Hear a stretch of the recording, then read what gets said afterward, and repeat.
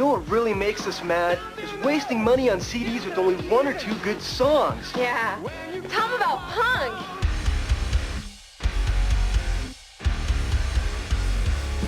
What's up, everybody? I'm Finn McCanty, and this is the Punk Rock MBA, or as some people think of it, the Metal MBA, or the Mumble Rap MBA, or the E-Boy MBA. And you know what's an absolutely terrible idea? Being a YouTuber and reading all your comments. But in spite of that, I actually do read all of mine. Probably because I'm a little bit of a masochist, so every time I see some black metal elitist call me some terrible name, I'm like, oh yeah. Say it again, louder. It hurts so good. Joke's on them. They think they're hurting my feelings, but they're just feeding my kink.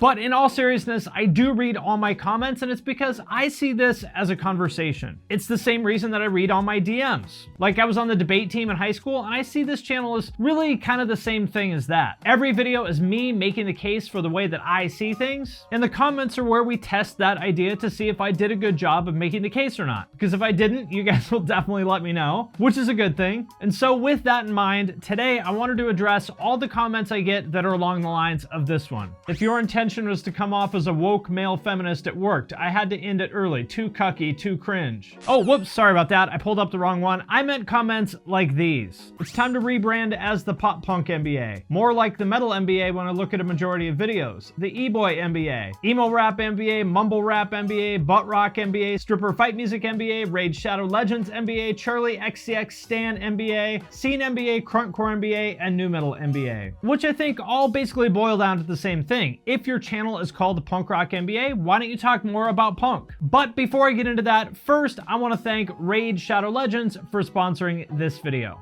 Everyone knows Raid Shadow Legends by now, but did you know that it's Raid's 2nd anniversary? So happy birthday to Raid, and here's a few questions that they had for me. If you could date any champion in the game, who would it be and why? I would go with Hexweaver. She's like the Twitter goth font girl. If you could add anything to the game, what would it be and why?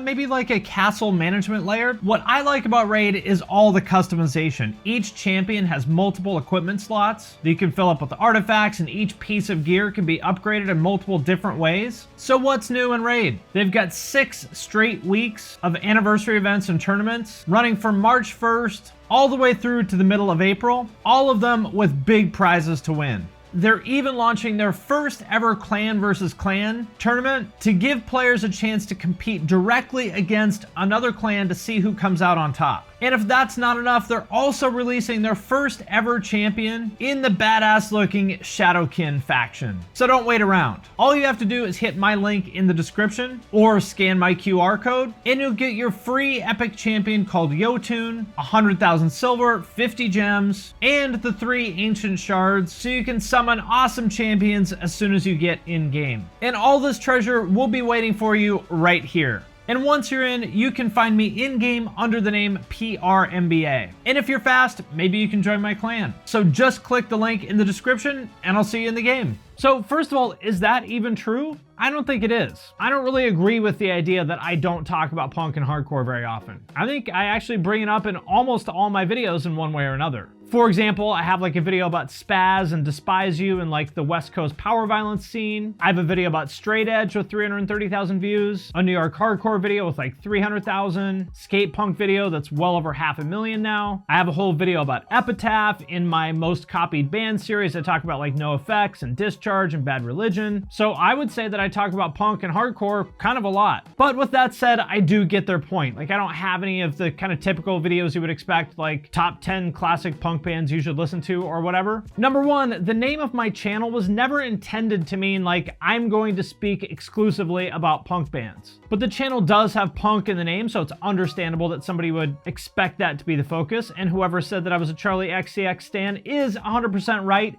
That part is true. To me, it's more like this channel is my perspective on music and culture as somebody whose roots are in DIY punk and hardcore. I still consider that my home. Like, I feel like I could go to a hardcore show anywhere in the country or probably anywhere in the world and feel like I was at home there, like I was around my people. And a huge portion of who I am today, not just like here on YouTube, but in my personal life and the businesses that I run, is because of the people and things that I was exposed to as part of the 90s hardcore scene. Like, I really did grow up in that scene. I became like a young adult in the hardcore scene. And I see this channel as me analyzing trends in music and culture from that perspective. For example, when I'm talking about Green Day, it's not like here's 10 random facts about Green Day. It's like through the lens of them being a band that came up in that like 90s Gilman DIY punk scene and how that affects everything else that they did. For example, like when they bring fans up on stage to play guitar with them. To me, that's very clearly them doing what they can to bring like that egalitarian DIY kind of approach of the punk scene to an arena show. Or for that matter, when I did like my Rock of Love video the other week, it was very much informed by like, yeah, this is not how you treat fans. This is not how you interact with people. Because in the punk and hardcore scene, everybody is an equal. Like the artists are not better than the fans, and the idea of artists treating fans like shit in some way is just totally unacceptable. And so watching that show to me is just like cognitive dissonance. I have no idea how anybody could have possibly thought it was acceptable to make these girls dig through like a garbage-filled dumpster for your amusement. Punk isn't just a new look,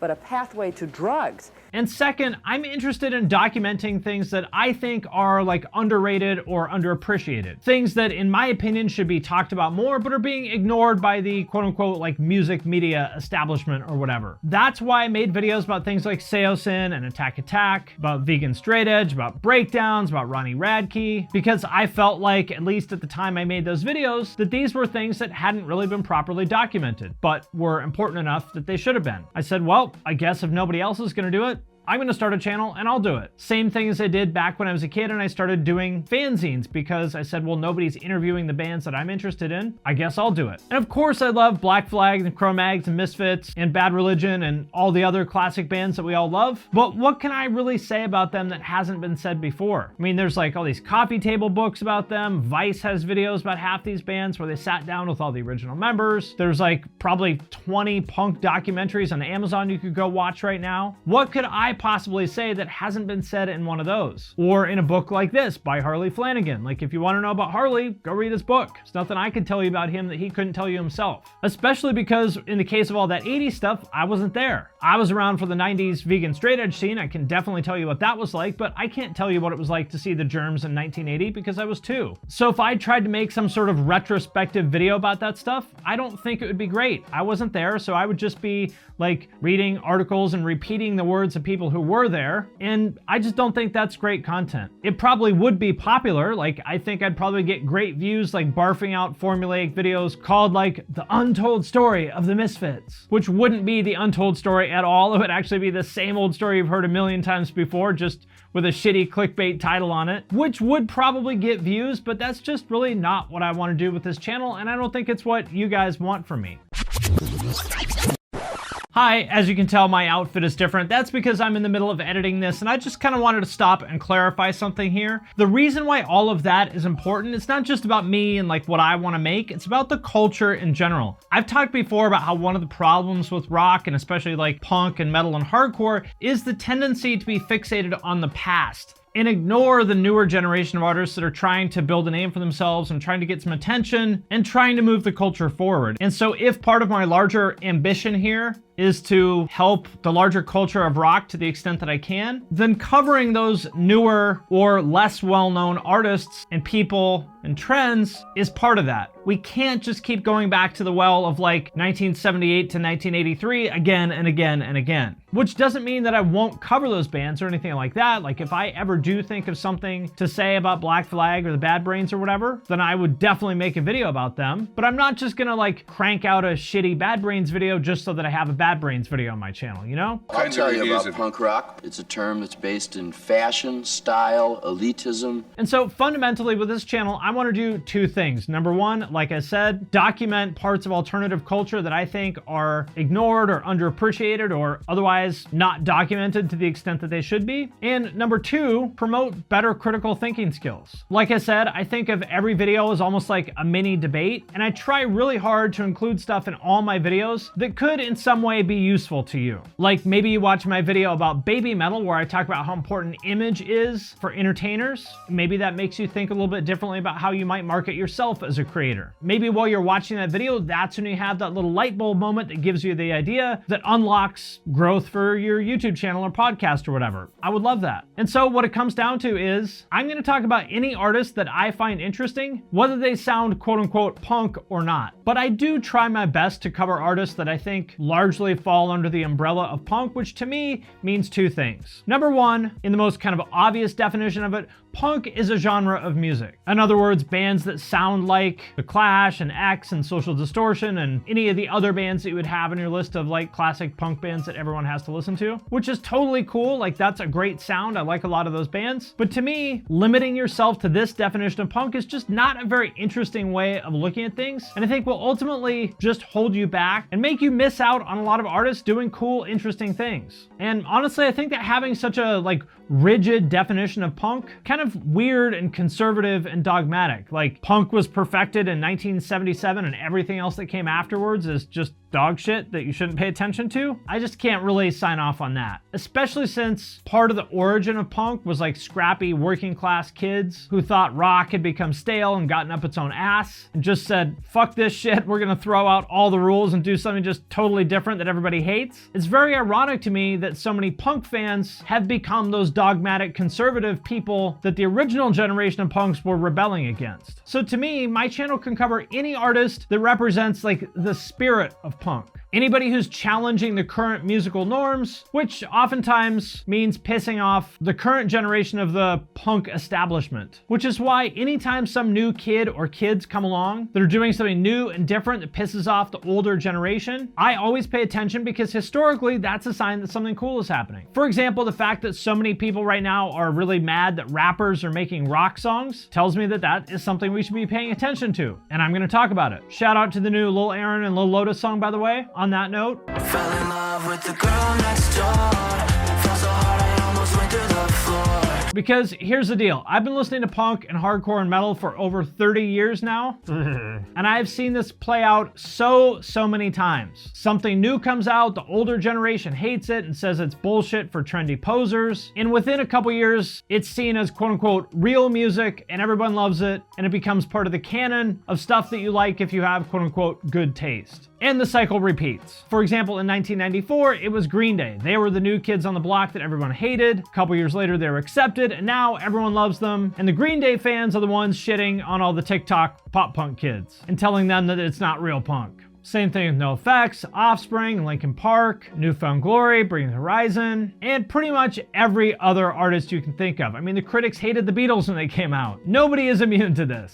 So for everybody who hates it that I talk about emo rap and TikTok pop punk and whatever else, trust me, give it 5 or 10 years, and all that stuff will be considered timeless and classic. I know it sounds crazy, but it always works this way. 10 years ago, I was writing columns on Metal Sucks predicting this. I said, mark my words, a decade from now, people are gonna consider Bring Me the Horizon real music, and guess what? I was right. It always works this way. And so I'm always gonna support those artists because to me, that's what punk is all about. Supporting the people who are trying to do something new and different, especially when the rest of the world doesn't get it. And by the way, for anybody who thinks that that's me like selling out and trying to be cool with the kids or whatever, trust me, it is the exact opposite of that. When I talk about new up-and-coming artists, I get way more negative feedback than positive. Although that is starting to change. People are starting to warm up to that stuff. If I wanted to pander to my audience, I would do the opposite. I would talk shit on anything new and say, this is bullshit compared to fill-in-the-blank band that's real music. And everyone would pat me on the back and tell me I had such great taste and the kids now should know their roots and blah, blah, blah. It would be much easier for me to be that dusty old man yelling at a cloud. I'd probably get more views that way. I'd make more money. So I'm definitely not doing myself any favors, but you know, I'm just dumb like that and I never let myself do things the easy way. So if you were one of the people who told me I should change the name of the channel to the Emo Rap MBA or the Metalcore MBA or the Mall Metal MBA or the Gay Emo Bands MBA or the Scene Core MBA, I'm sorry to disappoint you, but I'm not changing the name of the channel. But I am going to continue to talk about new, interesting artists that I think represent the spirit of punk.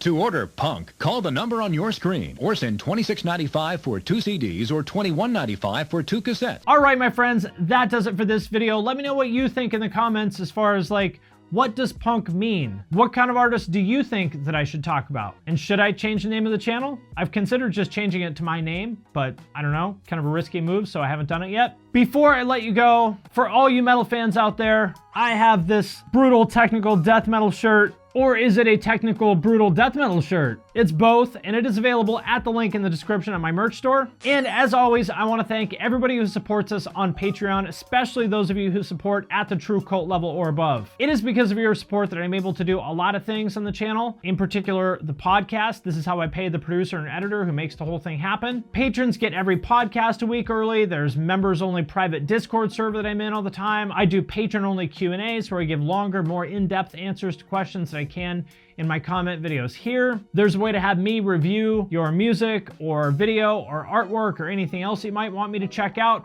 So if that sounds cool to you, just hit the link in the description. And with that, I'm gonna sign off for now, but I will see you next time.